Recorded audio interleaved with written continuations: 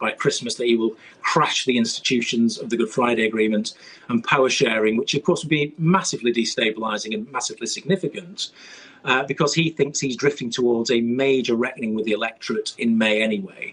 Now, you know, the British government's trying to make effectively some cosmetic changes to the protocol. There's no arguments about the protocol staying. Some unionists, some loyalists are up in arms saying they want the protocol to be scrapped entirely. That's just not realistic. The British government recognises that's just not realistic.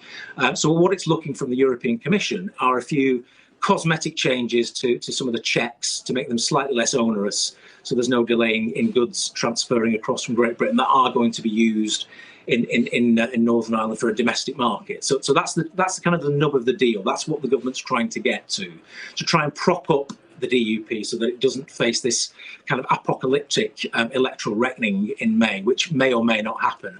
But of course, this is all fits in the wider rubric of the future of Northern Ireland. This is the centenary year of Northern Ireland, and you know it's never looked, frankly, in worse shape than it does today. And on the other side of the equation, you've got nationalists and Republicans in Sinn Féin that are looking and thinking we've never been closer to the historic goal of Irish reunification, and that's very much on their agenda. And if these institutions are brought down by the Democratic Unionists, and if they don't want to play ball, and if they don't want to recognise that perhaps a Sinn Féin politician should be First Minister, if there's any of that kind of game playing, then I think the growing view amongst Sinn Féin and amongst constitutional nationalists as well is that actually, look, it's then a united Ireland or nothing. They want a border poll to put this issue out there, because they've kind of had enough of some of the DUP's game playing. Because of course the DUP was a very strong supporter of Brexit, on the basis, frankly, that they thought what Brexit would entail is that if it makes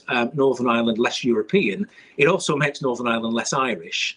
And I think what they hoped for was, frankly, that they would unfurl razor wire across the Irish border with watchtowers and barking Alsatians. And of course, that was never going to happen. That ain't happening.